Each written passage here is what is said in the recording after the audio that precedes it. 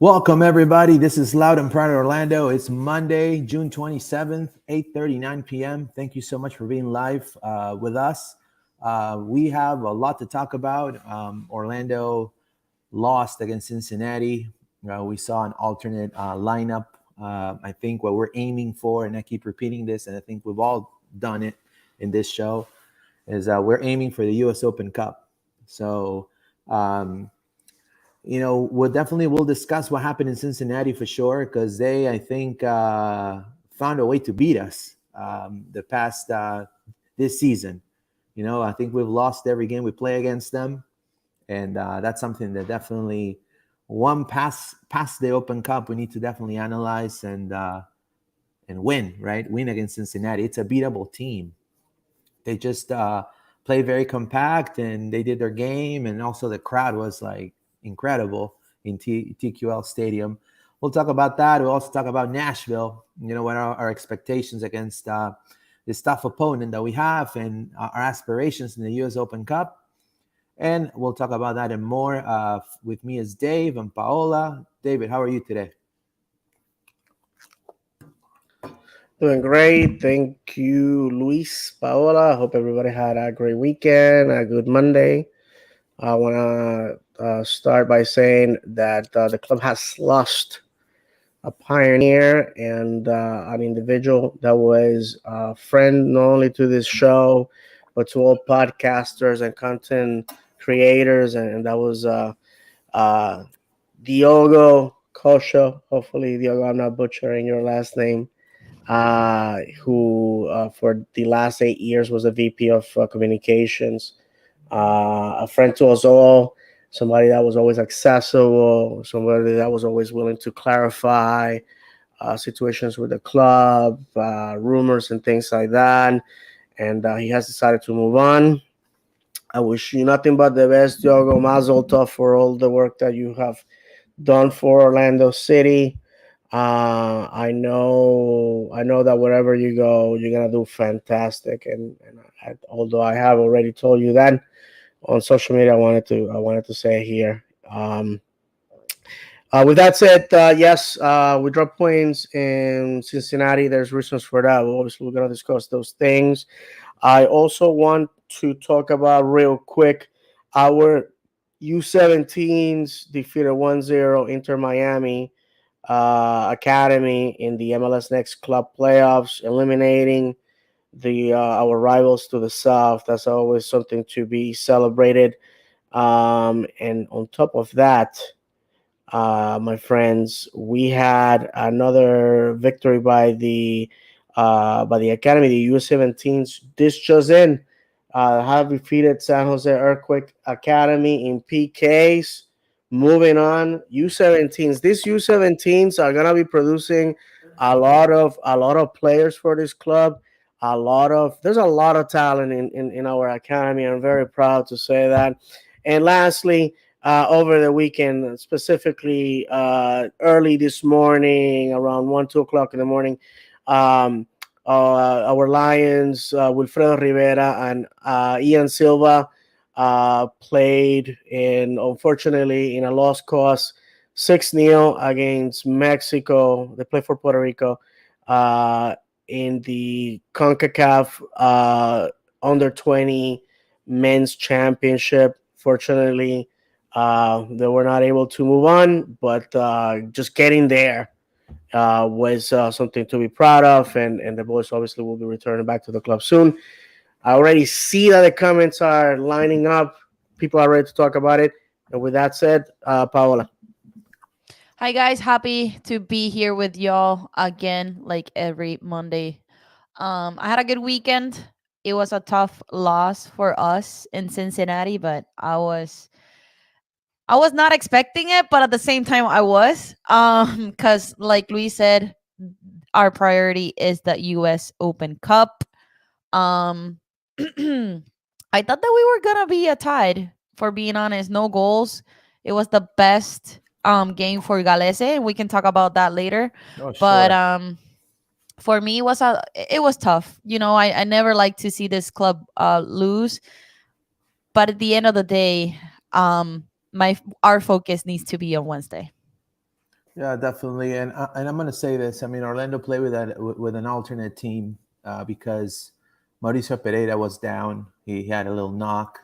Obviously, the U.S. Open Cup game. I understand the club wants to play back-to-back games, and they feel like every tournament is very important. And I have no doubt about that. Pareja said it to me in press conference. But the whole thing is the U.S. Open Cup is the championship we're aiming. At the moment, realistically speaking, it is what we're aiming, or we can definitely win some silverware for the city of Orlando. I think Oscar Pareja and his staff deserves to be carved in the history of this club for sure. And I think they're going to get it done, and that's what they want to do. So Mauricio Pereira had a knock. They did it for cautionary reasons. They didn't start him, or he didn't even fly to Cincinnati. He stayed in Orlando.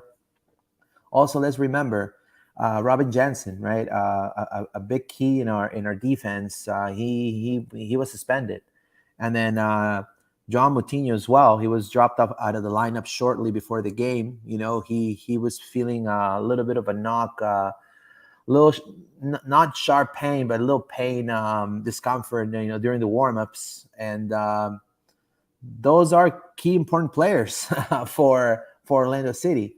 And you can tell, you know, there was nobody who would distribute the ball correctly in that midfield like Mauricio Pereira.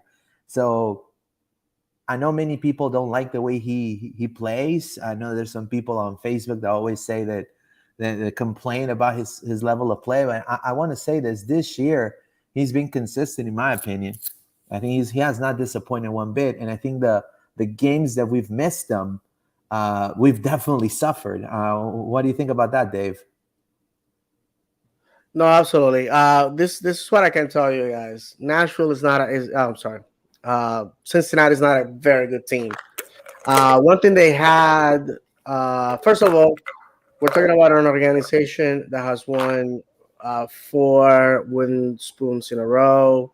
A team that it took them 4 years to finally defeat us. The game in Orlando was the cruelty of football. You know, I always say football is cruel and unpredictable. They have a moment of brilliance. They scored that goal, and they won. They won the game. The game in Cincinnati, like Luis was saying, we had 5 scratch outs from our usual starting 11. To be honest with you, they did not get the go-ahead goal until they make the changes around the 60th minute. I felt that the goal that we conceded, we just fell asleep on the wheel. Honestly, we ball watching, that happens. We had the opportunity to tie that game. There's 3 opportunities where Pato was involved. It wasn't Pato's night, unfortunately for us. And one of the things that I had said last Monday was FCC, alongside with Austin and Portland, and a couple of other teams, have some of the smallest pitches. Nashville has some of the smallest pitches in MLS. So the pitch in FC Cincinnati, alongside the teams that I just mentioned, is only 5 yards, which is about 16 feet bigger than the abomination that we have in Yankee Stadium. So it's a very cagey environment. I felt that set pieces and the counterattack was going to be what was going to be the decisive factor. And as you guys saw, we lost the ball in the midfield, and they made us pay. Unfortunately, things did not go our way.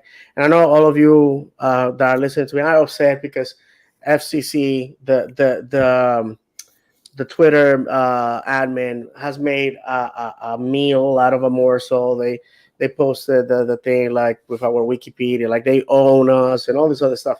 Listen, if I was a team with, they did that. They posted, they posted. I can show you later. They posted like the Wikipedia where they own us, owners, all this other stuff. Listen, the fact is, they're flying close to the sun, and we're gonna bring them back to earth. The fact is they're a very bad team that just got the best out of us. It happens in football. We have been swept by teams before. Nobody is screaming bloody murder. We managed to make playoffs, and with this I finish. The fact is that all weekend they're like, oh, we're doing great, we're doing great. Listen, you still have the worst away record, the worst home record. The victory over Orlando City Friday was your eighth victory at home. At home, yeah, since you inaugurated that stadium. That wouldn't be my club. So it's what it is. Enjoy. You beat us all fair and square, and that's fine. But we have knocked your teeth in several times over the years. When OCB played you in USL, we used to mop the floor with you.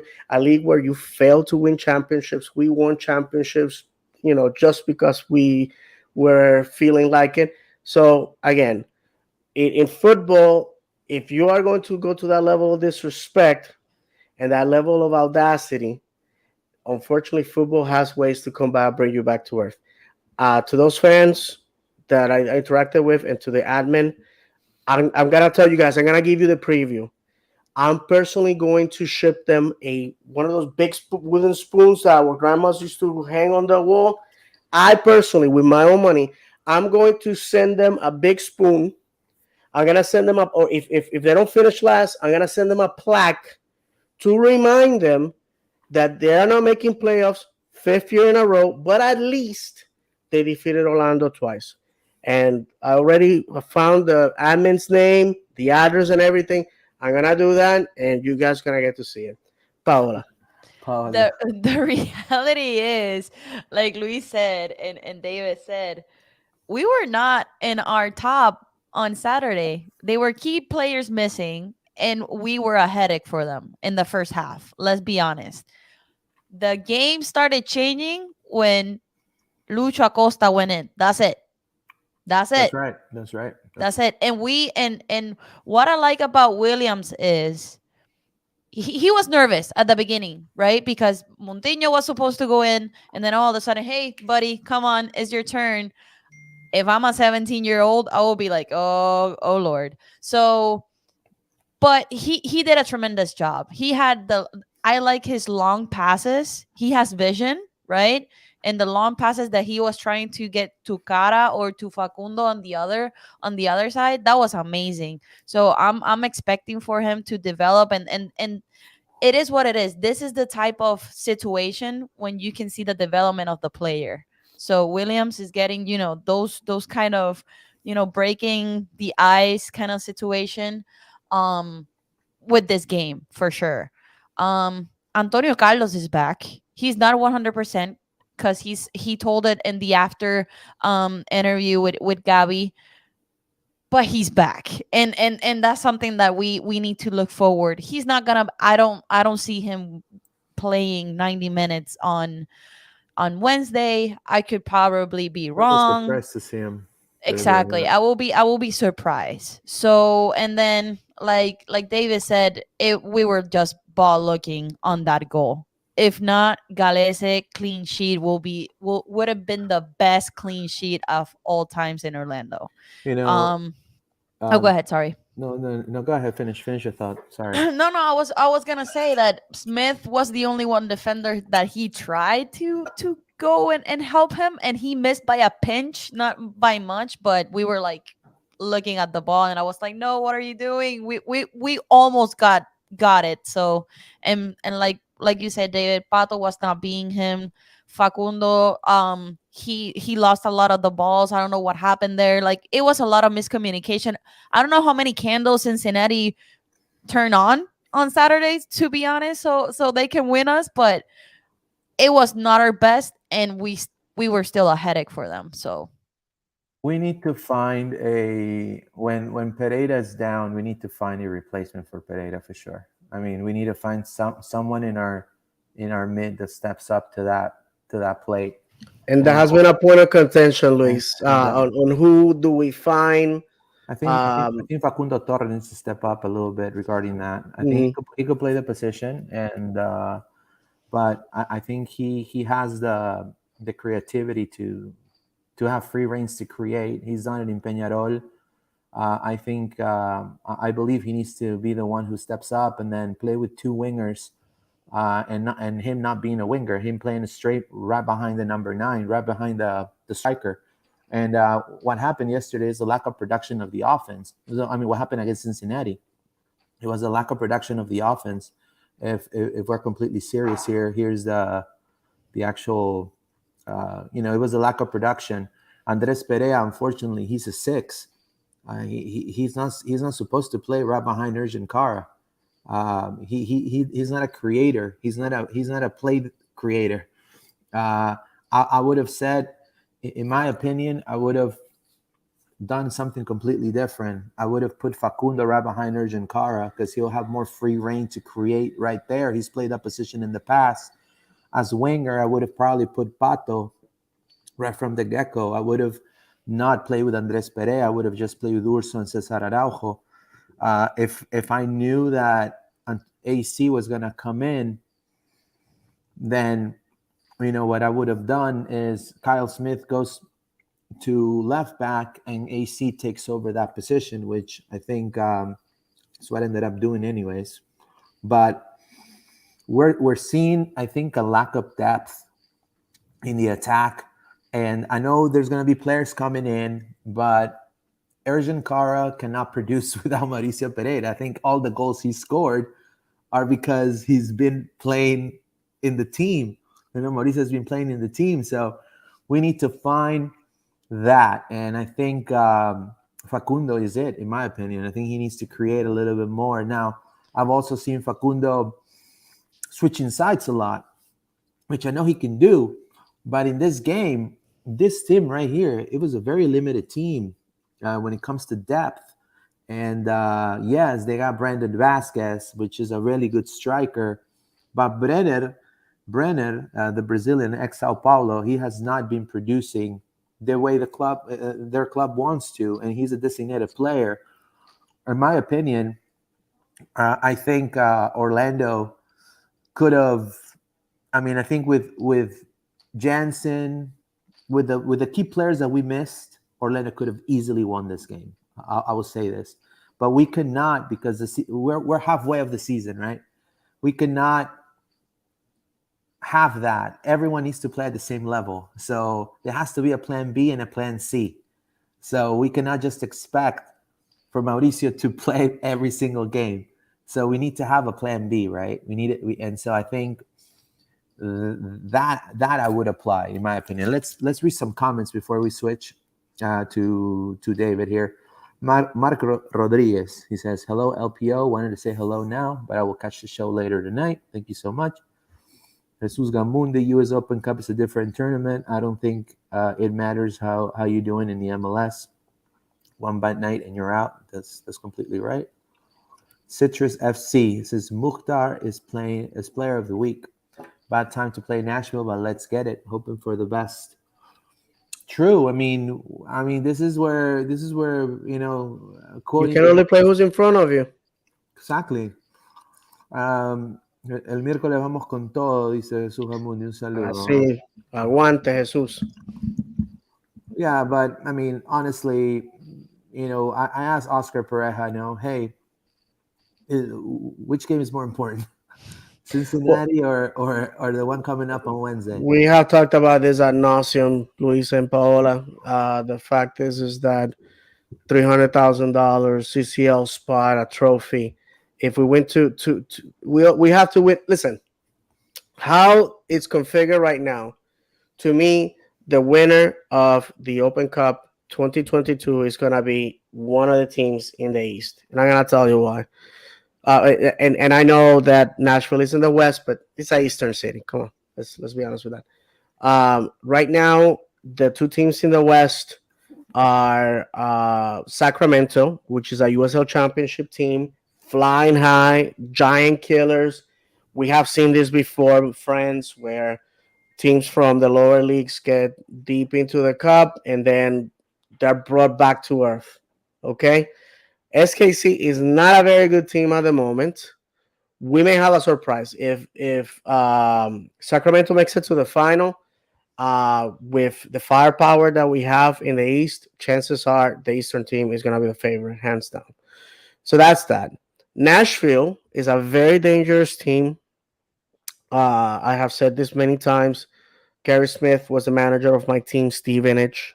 In fact, before we started recording, I was telling the guys that I have spoken with several people at the club at Stevenage about their opinion of of Gary Smith, and they said nothing but nice things. Gary Smith had a experience in MLS, went to England, managed there, has returned to MLS.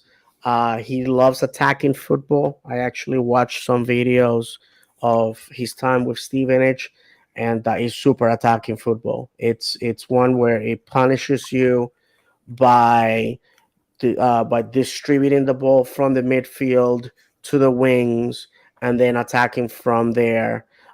Basically, either crossing the ball or on the ground passing the ball to the number 9 or number 10, which is basically how these goals happen. If you guys watched the last game that Nashville had against DC, they just punished them the same way over and over. And on our game last year against them in the playoffs, if you guys remember, we went ahead early on the game, but they caught us off guard and they punished us that way. And unfortunately, I can say that last year we didn't have an answer for that. I don't think that we have an answer for this year. So, in my opinion, our key to win this game, because obviously Red Bull is a different story, and I don't want to talk about Red Bulls because first we gotta get there, right? The fact is what we need to do is we need to take them to the distance. They're not a very good team when you push them beyond the 90 minutes. They're an awful team taking PKs, as we saw last year. Orlando City has never lost a PK round in the history of the club since 2011. I don't think we're going to start on Wednesday night. So we have to take them the distance. We are playing at home. We have the fans with us, but let's be honest, it's not going to be a full house. So the fan base could be a factor, but I'm going to say no. Weather, they are a southern city, so no, it's not a factor. They are on their second game on the road. They play Saturday in DC. They're going to be with us on Wednesday. They have a game on the weekend. We may take that to our advantage, but we have to score first. We have to score first, and we have to make them run. We have to make them chase the game. If we allow them to score first, Luis and Paola, unfortunately, my opinion is we're gonna lose this game. Sure. Look, I believe it's a very good team. It's playing very very good football. And I'm going to say there's one player that wants to win everything that he can win this year, and it's this guy right here. He wants to win everything for the club. He has a determination of winning everything, of stepping up if it need to be, and I think when it comes to penalty kicks, he did his part in his national team. He's done his part in the club. He saved. His performance against Cincinnati was outstanding. Nothing but outstanding for Pedro Galese. So I think we are on the win-win in there. But also, penalties are a Russian roulette, right? Unfortunately, depends a lot on how much you practice penalty kicks. So I'm assuming that I'm sure Pareja's staff know this already, and they should be practicing penalties. And I'm talking about the Andres Pereas, the Rodrigo Schlegels, the Thomas Williams, the Joey Desarts. They got to be practicing PKs. We know what Pato can maybe do. We know what, and they miss too. But I mean, every single person in that squad needs to stay for PKs, in my opinion. We can definitely push this Nashville team to that, just like Australia did Peru. They pushed for the penalty kicks, and they ended up winning the whole damn thing, right? So Orlando needs to stick to their A lineup. I think they should be I think, in my opinion, should be Urgent Cara as number 9. We should have Mauricio Pereira right here. Facundo Torres. I will keep Jake Mulroney. I think in the past few games, Jake Mulroney has been playing phenomenal for Orlando City, and I will keep him there. Junior Urso, Cesar Araujo for sure. And one thing I say is, Robin is back, Rodrigo is back. I don't expect Antonio Carlos to start. I don't think I don't know the level of his injury, right? If he's fully recovered, then we will see the tandem of AC and Robin again, right? But if we don't, we need to stick what's working, and that was Robin and Rodrigo, right? So, and then for this game, if Moutinho, I want to see Moutinho as a change of pace player. So I actually will start with Kyle Smith as left back, personally, because he could defend more. And I'm not saying that Moutinho doesn't defend. I'm saying Moutinho to me is more of a weapon of the attack. He's an addition to the left flank that maybe somebody like Jake Mulroney can have right behind him. He could also initiate, shoot from distance. We've seen him do that. We've seen him get himself included in that attacking play. I would like to, if the game is 0-0, 45 minutes, minute 65, I think we should see Joao Moutinho in for Kyle Smith. Because at that point, it will give us enough time to create attacking plays through the left flank. You may want to probably refresh the mid, Now, in the Cincinnati game, what taught us is, and then I'll give the mic to Dave, that we need to see more of our strikers, I mean, Pato had a bad game that day, but this is, and I know the players understand this. This is contention for a trophy. So I think this is at a different level. So everybody needs to perform 10 points or more, and Kara, it's not a striker that would generate its own play. He needs somebody that will push him to score, or give him a pass to score, or maybe an aerial threat, a cross, a set piece. He's not going to grab the ball and carry the attack, just like maybe Daryl Dike used to do, or maybe like Alexandre Pato would do, right? So let's see what we have. Then we have Tesho Akindele too in the bench, right? We need to definitely see more of the attack linking up and working. I'm happy that at least against Nashville, we're going to see back Mauricio, Jake, and Urgent Cara, which those three has been working perfectly with Facundo Torres, right? So what are your expectations against this team, against this Nashville team? Because look, Dave, they have some interesting players, man. I mean, everybody's playing at a high level. Like Hani Mukhtar, 2 goals. Sapong, Dax McCarty, it's like his rebirth. Like every game I see Dax McCarty play, like you want to tell him to retire, but he's been playing at a high level. What are your thoughts about this Nashville team? Gonna give the microphone to Paola, and then I will give you guys my thoughts. Who said it in the on the comments? Citrus FC. Mukhtar is having his momentum right now, so that's their secret weapon. Something that we need to defend, and I know that Jansen will be on top of him probably on that back line. I think we need payback from last year, that we, because of, I'm not gonna mention name, because of the referee, we lost that position to the playoffs. So I know that they have that little back burner to win this game. Obviously, Jake, I think he cannot play, unfortunately. So I'm gonna be curious who's gonna step in for him. Probably Benji on that left wing, or Pato. I don't know what's the strategy behind it, but I know that we just have to defend, attack fast, and I believe that Facundo, with his fastness, he will score for us. Dave. Yeah, and good point, Paola.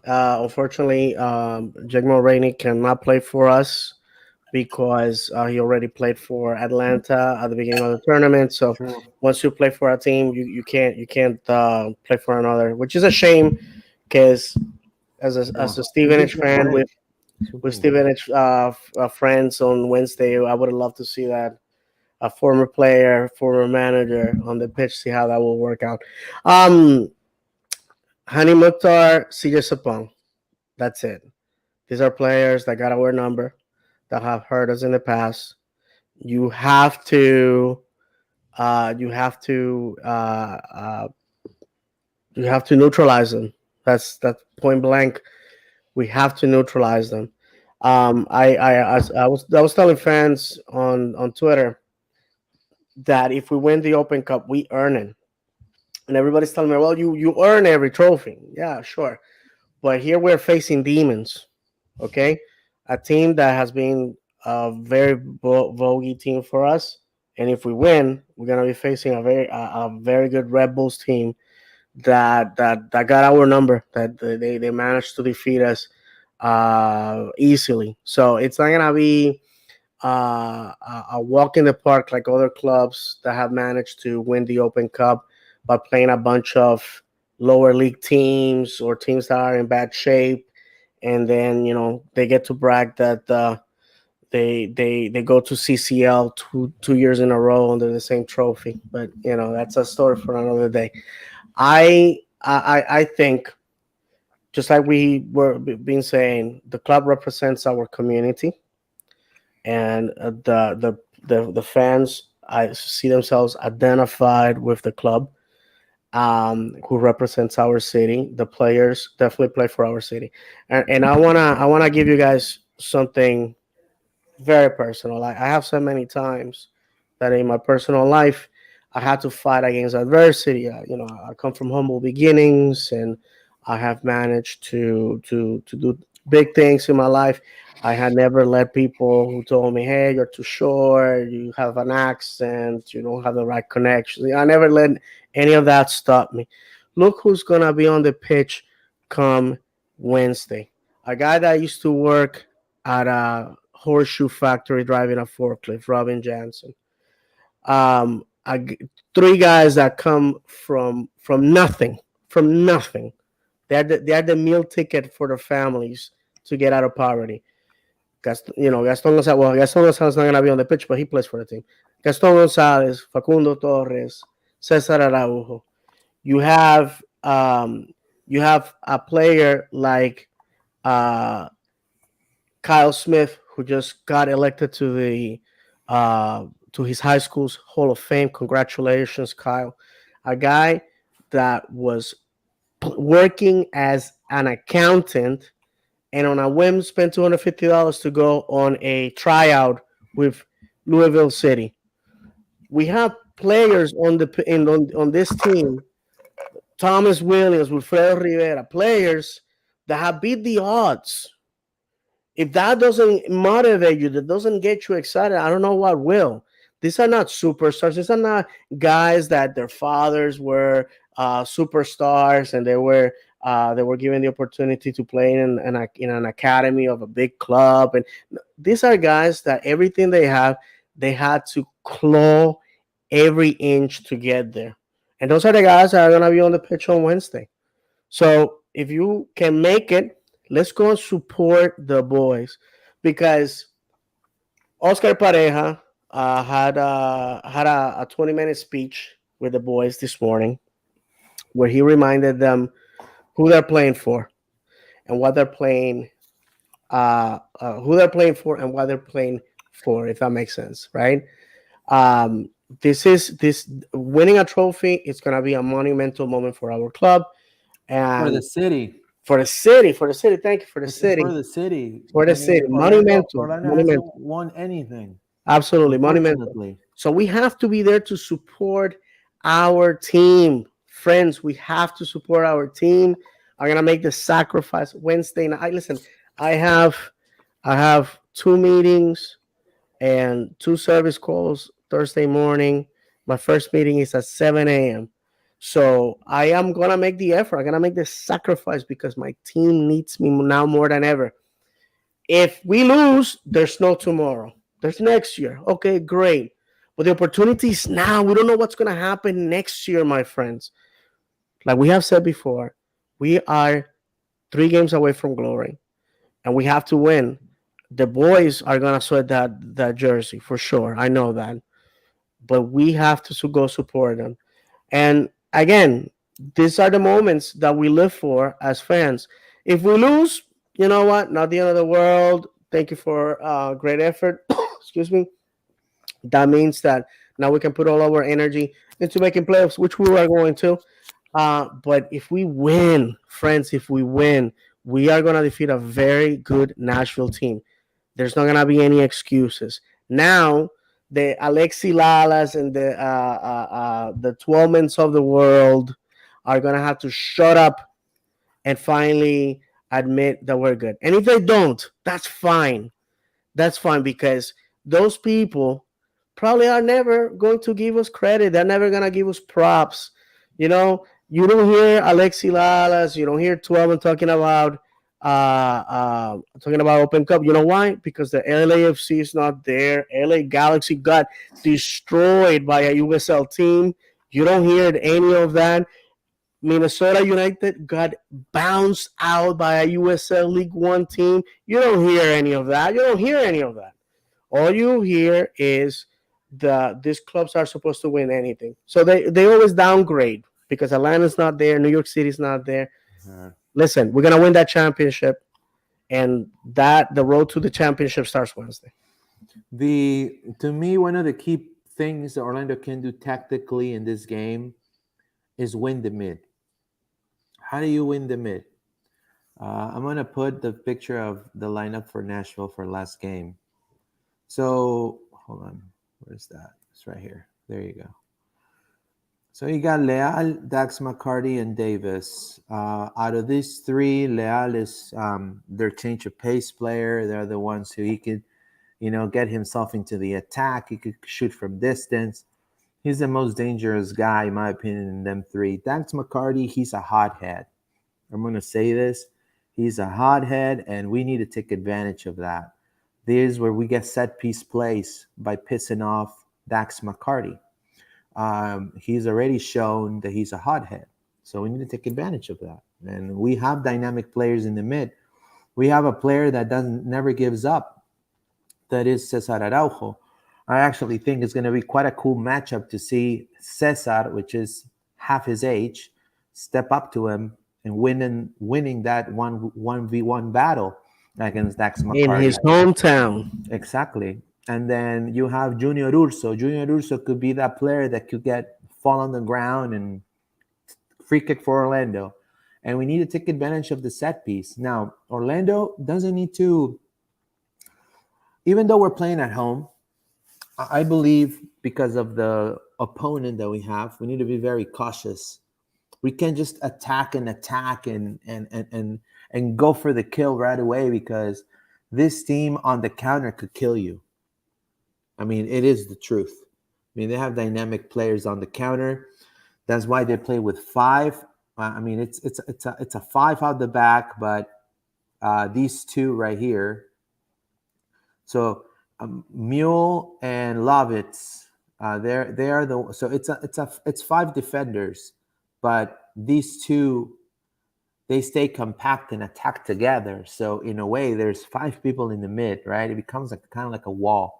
Right, having Leal and McCarty being like the ones who recuperate the ball, and on our side, we need to focus on winning those battles, those 1v1 battles, and take advantage of corner kicks, set plays, wait for them to and hit him on the counter. And I mean, their game needs to be our game. We need to recoup the ball and hit him on the counter. With whom?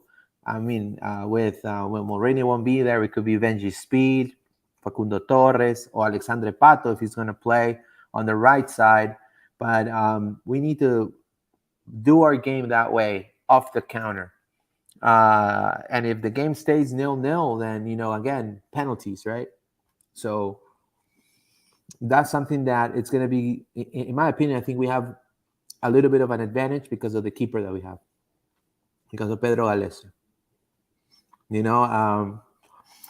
But Orlando doesn't need to get desperate. The favorites here are Nashville, and Orlando needs to play with that. They need to play mentally. They have to say, okay, you're the favorite. You have the added pressure. But in a way, we have the added pressure because we have all the fans in the stands, right? So they need to realize they need to stay compact. They need to recoup the ball in the mid. And to me, that's going to be the key part. If we start losing transition plays, if we start dropping the ball, passing the ball incorrectly, turning over the ball constantly, they're such a good team. They'll capitalize on the opportunities, no problem. Shooting from distance, look at Mukhtar. Free kicks, set pieces. They have players that can do us a lot of harm. We need to wait for them, recoup the ball, do our possession game, and wait for the kill and attack them through the flanks with Ruan and also, Joao Moutinho if he starts. Right? That to me needs to definitely be the plan for Orlando City, winning the mid. What are your thoughts there, Paola? I totally agree. And we just need to be paying attention to the lineup and see. I think on Saturday was a wake up call too to the coaches of what happened. Like we were missing that key player, our magician Pereira, right? And without him, we couldn't score regardless. So on Wednesday, when he's back, because I know he's gonna be back, we have to take advantage of that and we have to make sure that we have a plan B and a plan C just in case nothing bad happened um to the players on the warm up. But I'm with you, Luis and David. Like we need to be smart in our defense and smart in our attacking, and hopefully we can crush that midfield. That I know that Cesar Araujo, he's gonna win something this year in the MLS for sure. He has been a tremendous player. I like how he plays. I think he's one of my favorite defensive midfielders. So I just want to see how it turns over on Wednesday for him. Dave, what are the keys to victory for you against Nashville? Again, we need to use the width of our pitch. It's one of the biggest pitches in MLS. Take the width. We have to make them chase the game. Like I said, we can't let them score first. We gotta neutralize CJ Sapong and Hani Mukhtar. We just like you said, Luis. They are the ones that have the pressure. They are the ones that have been anointed by many as the team that is going to win the whole thing. We just gotta make it really difficult for them. If we three things, if we go the distance with them, and we push it to penalties, my money is on Orlando City, because again, we're gonna have enough time to recover for Monday's game against DC at home, which we'll talk about later, and they are the team that has to jump on that airplane, come down here. We're just gonna make it difficult and frustrating. Midfield definitely is gonna be a huge factor, in my opinion. If we have Junior Urso, Cesar Araujo, Andres Perea on that midfield, or obviously Mauricio Pereira is the one, my choice. We have a Benji Michel. I'm not saying that they're gonna be all starting. I'm just saying, with the changes and everything, we get 5 changes. So we can, in my opinion, if we can go and pick our moments. I see a comment from our friend Jim D. If you can pop that up, thank you, Luis. We are going to need Kara and Pato on the field at the same time. Not sure we are capable of playing a counter-attack game. We're not aggressive enough in transition. And I partially agree with this, Jim. We have not been seen as an aggressive team as of late because of injuries and suspensions. But if we go back to the game against Montreal and we go back against at the game against Chicago early in the season, you saw us being that attacking team. Gaston Gonzalez was supposed to be the oil to the machinery to get us more aggressive. Unfortunately, things went the way they did. I think Jake Moraney has been a suitable replacement, Yeah, but superstar, man. unfortunately can't play. So, but I feel that now that we are sort of getting the band back together defensively with Antonio Carlos and Robin Jansen, Pedro Alese. Listen, Antonio Carlos, in my opinion, he's going to start. Antonio Carlos is Antonio Carlos pushed himself to come back early. This guy is a winner, a champion, and my money's on him. If we go and we're inspired and we're feeling froggy, my friends, we're gonna jump and we're gonna get them on the counterattack. All it takes is one moment of brilliance in this game, and we can walk away with the victory. Indeed. Let's read another comment here. Jesus Ramon, this is el acento de Paola. Paola's accent is the cutest thing I've heard all day. Thank you. There you go. No, hey, you got your fans. Yeah, your fans, Paola. That's awesome. There you go. So I mean, this game is gonna be make or break it, right? I mean, definitely. And there's a great opportunity for Orlando. Like again, even though Jim D says that we're not able to play the counterattack, I mean, this is the opportunity in which we have to. I mean, in my opinion, we have to play the best game in the past 2 or 3 weeks There's no tomorrow. because there's no, it's all or nothing, just like the title of the episode today. There's nothing else. Orlando has a huge chance to be that team to represent the league in Conca Champions, and it'll be great for the city. And Orlando City will be the first major sport team that actually has won. I mean, I know that Orlando won the Eastern Conference finals or whatnot, 2009, and also in 1990. I think it was 1994, 1992. I don't remember very well. It was 94, I believe. 94. But this is a trophy. This is a trophy from a major league. This is something that the whole city should celebrate. And I know that these players want to give the city what they want, right? Because they live here also. So I want to see recouping the ball, staying compact, have Mauricio Pereira distribute the ball in the attacking play. And then when they stop the turnover, that's huge. It's been huge this season for Orlando City. I cannot, I've seen Orlando turn over the ball constantly too. We cannot do that against a Nashville team because this Nashville is not Inter Miami. It's not Cincinnati. They'll punish you. I mean, when they have the chance. So, and one thing I do not agree with Dave is rushing Antonio Carlos, right? That injury, like I said, I don't know the magnitude of the injury, right? So, I mean, great to see him back for sure. But I don't want him to, get himself so riled up and eager to play and then boom, bust.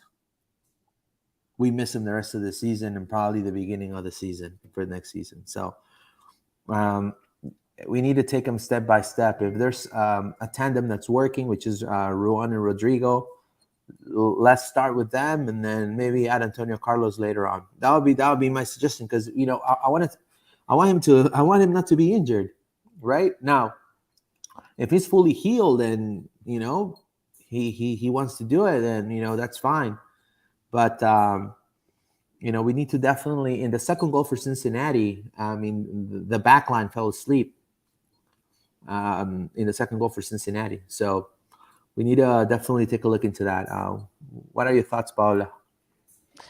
I'm with you. I wouldn't rush Antonio Carlos. I don't want him. I want him to finish the season, the MLS season, and I know that he was frustrated that he was injured, because when he got injured, I was with one of my friends watching the game, and he's like, "Oh no, he's faking it." I'm like, Antonio Carlos is not that player. I know that he's not faking it. So I know that he takes by heart like each game, like every other player. But I know um that he recovers, because Oscar Pareja said it before in interviews that he recovers really, really fast. The benefit for us, he said to Gabi on Saturday that he was 2 weeks or a week in advantage of his recovery. So I would start Schlegel and then start him in the second half. I don't know. It depends, because Schlegel might have the best game in the world on Wednesday. So we don't know, but let's see what happens. I'm thrilled to go on Wednesday. I'm going to the West Club on Wednesday, first time. So you better win, Orlando City. I'm just kidding, but you better win. I'm not kidding. So those are my thoughts, Luis. Excellent, excellent. So, Dave, I think you have a couple of like little itty bitty pieces we're going to talk about on our.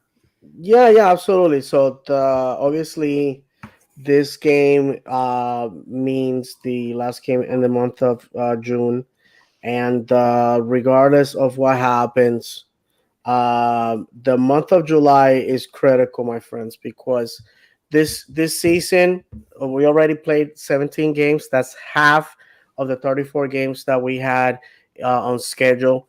That means that we have July and August, September, and only 2 games in October to define who's going to be in the playoffs. It is my opinion that the month of July is going to define who is going to be going to the playoffs. Traditionally, we always know that the month of June, July, were considered the summer of pain, the summer of sadness. Unfortunately for us, we have under Oscar Pareja, we have shown that to the side. We find ourselves comfortably in a playoff position at the moment. I don't see us falling behind. So this is what the month of July looks like. Starting Monday the 4th, we are playing at home against DC United. At DC United that is having major problems. Just got a beat down by Nashville at home. Then after that, Saturday the 9th, we're going to be receiving Miami, Inter Miami. This one is for pride. Inter Miami just bested Minnesota United at the end of the game. Again, they were losing and they managed to come back from behind. So they're very dangerous. And they're going to come to Orlando with 2 goals, embarrass us at home, number one. And number two, make it to the playoff spot, and obviously try to avenge the humiliation of their Open Cup run against us. After that, on the 13th, we're gonna be going to Colorado, the most difficult place to play in North America, second to Ciudad de Mexico, Mexico City. The height, for any sport makes it super difficult. So the boys are going to go to a place where we have been hot and cold the past few years. Colorado is having an okay season, in my opinion. We don't know who we're gonna get, the strong Colorado or the Colorado that ain't feeling it that day. Hopefully, will be the second. Then after that, on the 17th, we get to go to Atlanta. There's gonna be an early afternoon game, 3 p.m. We have never won in Atlanta with fans on the stands. I think it's time to change our fortunes. Atlanta right now is looking like they may not be making playoffs this year. They are very weak. They're not the Atlanta of years past. Toronto just painted their faces this past weekend. In my opinion, psychologically, it's time to start giving Atlanta L's on the constant. We're going to be having a friendly against Arsenal on the 20th. For all of you that are going to go, I hope you enjoy it. Personally, I don't have a lot of interest. It's not my team. And I hope that we do not play any of the starters because I don't want injuries. And then to close the month, we're going to be receiving a Philadelphia Union that right now is first in the East. Philadelphia Union that wants to avenge their defeat against us in Open Cup. And we are going to go on the 31st to DC United. Hopefully at DC United that we're gonna be able to sweep, because I just don't feel that in those 4 weeks they're gonna recover from their problems. At the end of the month of July, we're gonna see a definition of teams that are going to be the ones that we know for sure are gonna be in playoffs, and the ones that are going to be gravitating towards either going up above the red line or below, and some teams that are just gonna call it quits for their season. August is gonna be one of those months where we're gonna see a little definition. By September, in my opinion, everything's gonna be set in stone. I don't see decision day in October being a factor for us. I think at that point we will know what our future is. Now, at this moment, excuse me, at this moment, my opinion is the teams that are going to be 1, 2, 3 at the end of July, those teams are definitely going to be making playoffs unless something catastrophic will happen to them. And the teams that are going to be 4, 5, 6, 7, 8, 9, 10, those are the teams that are going to be jockeying for positioning. Right now, I think, to be quite honest, Chicago, DC, and Columbus, their season's over. I just don't see them coming back from their issues they have. Toronto, Atlanta, and Charlotte are teams that are working through stuff. If they are smart and they manage to get points on the road, definitely they're gonna be a contender. Miami, it's a hot and cold team. I think that Phil Neville has finally figured it out. Campana I have to admit, I'm super jealous of this player. This is a player that is dangerous and can score goals, can punish you if you are not careful enough. We saw that this past weekend. Now, Cincinnati, like I said, I just don't see them as a playoff team, and in history and statistics are going to prove me right. New England may be a team that definitely will figure things out, or they will stall in where they are. Obviously, for us, definitely we have to have a strong July, or our playoffs hopes are done so. And right now, Philadelphia, New York City, Montreal, and New York Red Bulls look like strong contenders.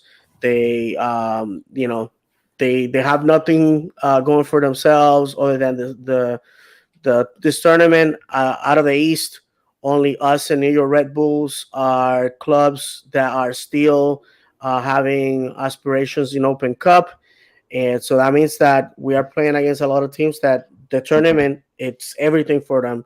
They are not resting anybody. They are not rotating anybody. So with that said, this month is a make it or break for us. Nigel Thompson says with Jack Grealish going like this, right? Sad defeat for Man City, I'm gonna say, in the Champions League. We need to stop playing into the hands of bus parking teams. If they want to play anti-football, we need to do it harder and force them to play football instead. I agree. I think it's a great assessment right there. Nijay Thompson. Jim D says Miami is a different team with a cigarette smoker on the bench. They're much more dangerous. I mean, look, Leonardo Campana, he was a bust in Ecuador. I'm going to say this because a lot of people don't know. Not a lot of people have a high regard of him for his national team, but he's performing perfectly in the MLS, and I think he's a threat for sure. He's a great player. I think he's going to boost his career even more. Club-wise, he really has not performed when he was not in Miami. He's had some good games and some horrible ones too. Orlando, I think, needs to get another attacker, in my opinion. I mean, I personally would get another 9. There are 9s on the market, by the way. I don't know if scouting is listening, but there are players on the market that are completely free agents that have won stuff, and I mean, they're probably not the age group that we're looking for, but they're going to be a threat no matter what. There's one guy called Paolo Guerrero, right? That was the top scorer in Peruvian history. He's a little old, but he's fully recovered, and he's desperately looking for a team. I'm just saying, I mean, desperately looking for a team. I think it'll be a great competition for Ercan Kara, especially if the club gets it for very cheap, the negotiations. He can get a deal like maybe Alexandre Pato, right? I don't know. I mean, it's just it's a possibility. I mean, he's definitely not a DP, And talking about DPs and talking about not Orlando City things, Gareth Bale is in the MLS now. Gareth Bale in LAFC with TAM money, with allocation money. What are your thoughts with that, Dave? Real quick. Listen, great player, but it's more of I think it's taking steps back again. The sense of we're bringing all the players to collect a last check, but big but here, like you said, it's not a DP. It's TAM money. You're bringing it to a team where he's gonna be a role player, and players like that are super dangerous because if you have a player of his pedigree having to come in for 20, 30 minutes, not play every game 90 minutes, it's going to punish you. And I would like to remind everybody that we had Julio Batista as one of the best super subs that we ever had in Orlando City history. I call him the king of the 80th minute. That guy came in at the 80th minute, and that's all he had to do. He will come in, and you don't have to believe me. You don't have to. You can go back and look I remember him at the games on YouTube. The highlights of those games. He came in at the 80th minute. Boom. He either scored winners, or he either scored equalizers, or he got fouls in dangerous areas that conducted us to score free kicks, and he got us penalties. We don't have that player right now. That could be Paulo Guerrero, man. I'm telling you. Hey, I'm just saying. Listen, I will take Nani, who was this past week. Yeah, yeah, and not only that. I mean, I'm just saying, guys. I mean, I don't know if Scouting is listening. Paulo Guerrero is available, right? And he can give you those moments. I wouldn't say he's. I think Ercan Kara physically is better fit than him, in my opinion. But that savviness of what to do with the ball in critical situations, that leadership, that being so in your face, right? Mm-hmm. Without fear, look, he has it. He's proven. Yeah.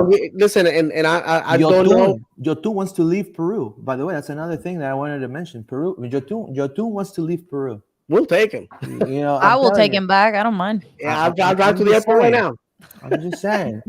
Well, I tell you what, the window obviously has opened, and there's a lot of clubs making moves. I don't know if Orlando City is doing anything. They're very tight-lipped. I haven't bothered Ricardo like I always do. Like, hey, is there anything on the works or whatnot? But I know there has been talks of people flying out of MCO, of making moves. If anything, excuse me, as a betting man, I think that probably on this window we may see some interleague trades, bringing some necessary players, just to basically keep us afloat until the end of the season. One of the things that I have said is, as the Wolves start investing and spending money, we're gonna be saying goodbye to some players. I feel that right now in our roster we have players that not necessarily. I'm not gonna say they're not good MLS players. I'm just saying they're not what we need right now, right here, and they have a future somewhere else. And we have seen that with Pride. We have seen that with Orlando City, where players that here, they didn't fit our vision. They'll go somewhere else and they do fantastic. But right now, this team needs to score. It's a problem. It has been a problem for years right now. And losing Daryl DK and losing Luis Nani did not do us any favors. So what Orlando City can do for me and for my blood pressure and for my happiness is they can surprise me with out of left field signing that is gonna come in and is gonna push us through. That's all I'm saying. Yeah, Ricardo Luis, you guys know when I have talked to you personally, I am that annoying fan that wants to win, and I know these guys are winners. So please, yeah. Look, Ricardo, I cannot speak of any Colombians or Brazilians or Uruguayans, honestly, because I'm not. I'm more closer to the Peruvian league, and I'm gonna tell you this: the MLS is making a lot of noise in South America. Of the level of the league is growing and growing every year. Peru is not going to the World Cup. The MLS is making huge buzz over there to the point that people are watching it there now in massive numbers. And there's a player that's a very exciting player. He's about 24 years old, I think 24, 25 years old, from the team that it's right now really close to crown themselves champions of the Apertura, so the first half of the year, right? And they're going to go to Copa Libertadores next year for sure. And is this guy Luis Iberico? He could play the 9, he could play left wing, right wing, and he could play as a second striker. So he plays 4 positions in attack. Young, fit. I think I mean, if we're looking for future, I mean, he already said it. My goal is to go into the MLS because I love the league, because I watch it. That's the league I want to play. So I'm just saying, guys. Then you have this guy too. I mean, I can only speak about Peruvian people because that's the other outlet that I got. It's this guy right here, Paulo Guerrero, right? He's fit, and then then you have Yoshi Yotun, which obviously he wants to leave Peru. I It mean, come back. that's what I've been told. I mean, I don't know if my sources there are correct or not, but he wants to leave Peru. His wife wants to leave. So, hopefully we see this transfer window, some surprises, because one thing that is missing in Orlando is the attack. We got Urgent, we got Pato, but Pato, he could play so many positions. There's going to be a space for Pato no matter what, and also, then we have, who else we have there? I mean, outside of Pato Tesho, I see him more as a 6 sometimes. When he comes in, it's when the game is tied and we want to keep the tie, or we want to just defend. He's great at recouping the ball. he's a hold up player. He's a hold up player. Now, I'm just saying, we still missing that face. And you say that leadership, that player that has achieved everything that they could achieve in their career, and they can still give you 2 or 3 solid seasons more before they hang it up. And you can have somebody like Urgent Cara benefit for that too, because they play the same position. So I'm just saying, throwing it out there, because I think Orlando needs, we need to see more of the attack. And I think Facundo Torres, even though he could play the wings, I would like to see him right behind the striker. I honestly would like to see him on Mauricio's position, because once Mauricio, if Mauricio gets injured, because he can get injured. I mean, he's not made out of steel. We can have Facundo play his position right there, and it'll be just plug and play, right? All right, Nijay Thompson says, we don't talk about the Champions League here in Manchester unless you're in Salford. The Red Blood obsessed over it. And my friend, Mr. Thompson, as a Stevenage fan, we are going to ring Salford's bell this season in League 2. We haven't finished business. I stand behind that statement 100%. Let's go. All right, guys. So it says here, Jim D, I think our scoring problem comes from our system and tactics, not necessarily our players. Yes, and I'll say no too, because You need. I mean, we've tried everything. I mean, I've seen Pareja tried everything. I don't know what more he can he do. I mean, we just need more of a presence in the attack. We need to score the set piece. That's something again that we're not really executing, in my opinion. Yeah, we're not Um, scoring. We're not scoring from set pieces. Nobody shoots. No, that's true. Everyone wants to pass the ball and make the extra play. That's very true. Nobody's shooting. In on we're squandering our opportunities on corner kicks, and I have to be very judgmental of Orlando City for a minute, because when Adrian Heath was our manager, uh, when the referee pointed to a corner kick, half the stadium will stand up because we knew something was going to happen. We have players that score consistently from corner kicks. We always make magic happen. And since he has left the club, I don't think that the corner kicks have been very fruitful. I know on their Jason Christ, we tried that short corner crap that did not work at all. If you wanted to see a frustrated person in myself in that era, completely forgettable. So I personally think that while Oscar Pareja has a style that he wants to implement, an identity, it's also on the players to make the attempt to shoot. I think we have seen many times where our players will ferry the ball across goal without shooting. Then we lose the ball, and then there goes the opportunity.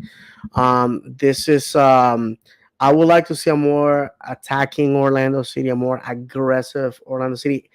Felt that with Nani and DK, we sort of were heading in that direction. Unfortunately, we lost them. We can't think of people that are no longer here.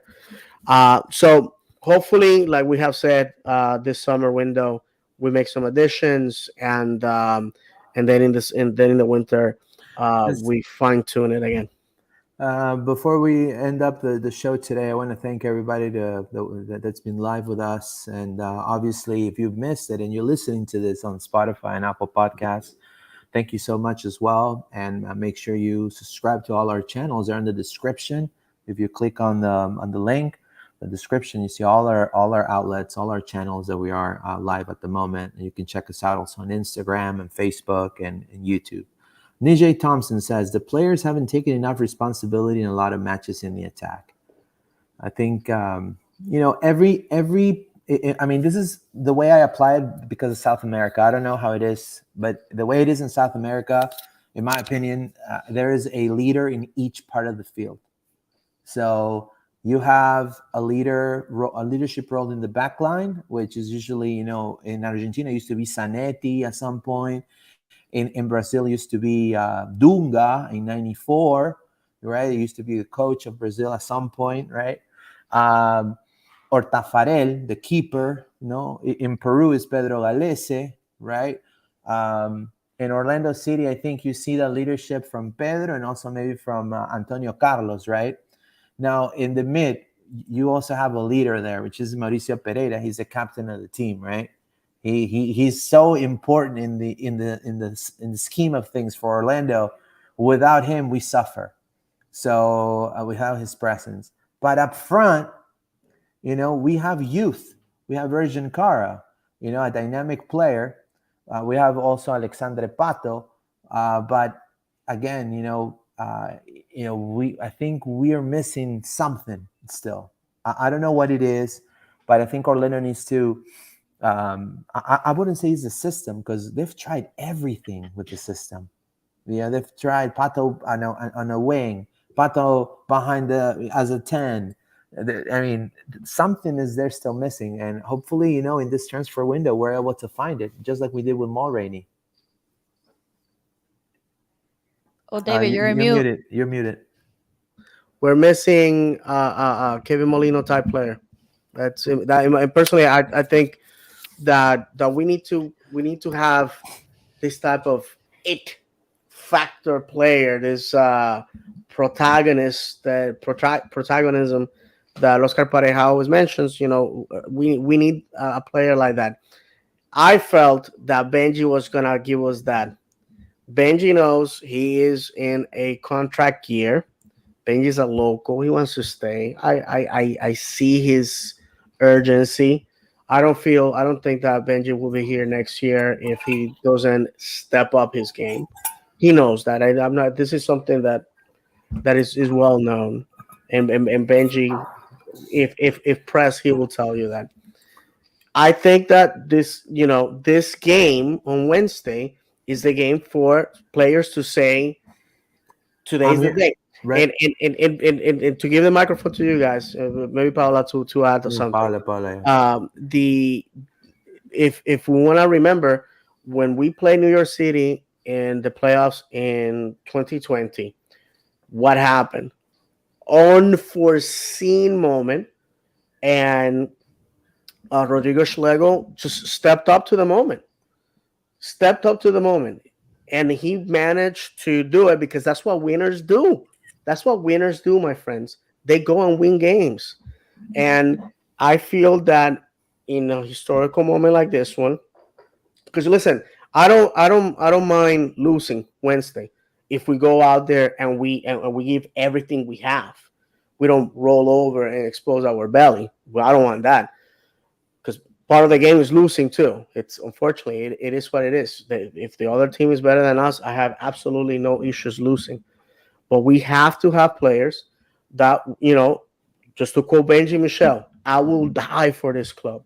When in 2020 with 10 men we defeated Columbus Crew to secure our home playoff game. So that's something that needs to happen. Our players need to find themselves and find that urgency and then find that moment where they uh, legends live forever. Legends live forever, and that's it. And you can if you want to be a legend, you have to be willing to step on the pitch and create that magical moment. That's right. Paula, final thoughts. We're closing the show. I will say that, like David said and you said, they have to step up and take leadership, whatever it is. I know that Galese, look at what Galese did the other day. He was in Qatar. He flew 14 hours in a plane, and here I am, present to play a game. And he said it in the after interview with Gabi, like he's here to win a MLS Cup and the Open Cup as well. So let's see. I want everybody to step up. I always say every time that someone like do a corner kick, I always say to the TV, "Hey, come on, let's earn your salary," just as a joke. So I know that they're gonna step up on Wednesday. I'm gonna be there on the West Side Club, hopefully behind the home um side bench. New experience for me. I never sit down in that section, so if you see me, say hi. David and myself will be sitting down in the stadium, and Luis will be In the press press conference. box. Yeah, In the cool people no, box. I wanna give thanks to again Diogo Koshko, right? He's always been very he's spent 8 years with the club and he's been very influential. I didn't get the chance to ever talk to him one on one on the way I wanted to, but he knows that we care and thank him everything that he has done. Definitely supporting. For him, it wasn't the size of your outlet; it was what you contribute to the club and what you contribute to the city of Orlando, right? I also want to give a shout out real quick, a very special shout out to Riley Ellis. She's a fan of our show. She reposted it on Instagram. So I wanted to just give her a shout out. Thank you so much for watching, Riley. She's like one of the biggest Orlando City fans, and she enjoys it, enjoys our content, and we truly appreciate that and what you do also for the city, because we all play a little part of making this city beautiful, right? So thank you so much for that, Riley. Also, I want to encourage everybody to subscribe. We are at 400 subs now. We need to get to that 1K mark before the end of the year, hopefully. Pass the word around. Let everybody that we're here subscribe to our YouTube channel. We'll try to bring you the best content possible. I know right now that Peru is definitely not going to go to the World Cup. Now I'm going to have even more time to dedicate to Orlando. And another thing is gas prices are crazy, man. Like, man, like it's insane. But anyway, that's a different talk for a different subject. I appreciate everybody that's been live with us today. If you are just getting into the stream, put it back, rewind, and watch it again. Thank you so much to Paola, to David, and vamos Orlando, right, guys? Hey, one more thing, David. Go ahead. And Luis, I just want to say that on Wednesday, me and David will have some special Oh yeah, stickers. there you go. Yeah, so if you Okay. see us, we have Loud and Proud Orlando Yes, we're podcast gonna be stickers. lower bowl, and I will make sure that I leave some of them with our friends from Orlando City Fan TV to give away as well. And a quick thing, since Paul is talking about the West Club, I'm gonna be on the West Club on Monday. For the game against DC United with my whole family. So please do not feel restrained. Come and say hello. I love to meet all of you and talk Orlando City. Lastly, and Luis, we can't leave. There's three comments. I don't want to leave them on Sure. red. Before Luis does that, I also want to tell you guys I will be returning to my vlog, The Legendary David, this Wednesday. I'm gonna be watching the game with my friend Colin Jackson from Stevenage, England, and I plan to have like a 5, 6, 7 minute interview with him about his experience coming to see American football for the first time, MLS, comparing it to football in England. So if you would like to get that perspective, Legendary David on YouTube. Take it away, sir. The hunker down. It says Facundo and Kara need to take that next leadership step. I believe so. I mean, Facundo was a huge part of Peñarol. He has that quality. I mean, and Kara as well. He was a huge part of Rapid Vienna. This is their first season here, right? So I would like to see him. I mean, I'm not giving up on them at all. I just say we need an added plus. We need that Julio Batista, right? We need that player that this guy has won Club World Cup, is one of the top strikers in Copa America history.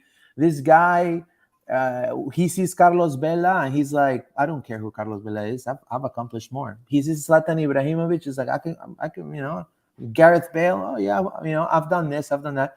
So we need that type of player, in my opinion. So I do believe that they're going to step as leaders for next season for sure in the attack, and we will love to see him more. And Nijay Thompson says, we know how Nashville will play. They'll press in the midfield. They'll be defensively solid. They'll probably foul persistently. That's right. If our style doesn't work, we need to take players see the players that take accountability. I do agree, and we need to win the midfield, in my opinion, in order to win the game. And we need to take advantage of a set piece, and that's why we need our strikers. We need Pato. We need Kara. We need Tesho, right? We need them to score, and because we have the set piece takers, we have Facundo, we have Mauricio Pereira. This is a all or nothing. Nijay Thompson, do whatever it takes. If it's clear, the system doesn't work. Yep. Yeah, I agree wholeheartedly. Jim D, the West Side food is tasty. There you go. And if you see me, right, walking through Gay D through media, feel free to say hello. I'm very approachable. No, but I try to walk fast because I have to check in. I make sure check my bag, make sure I have my credential. But I appreciate every single person that watches the show live, as well all the groups that we repost our stuff, and people that like Riley, that supports the podcast, supports our brand. So we appreciate it a lot. So, and thank you to David, and thank you to Paola, and vamos Orlando, right guys? Vamos Orlando. Vamos, Orlando. Vamos Orlando, let's win.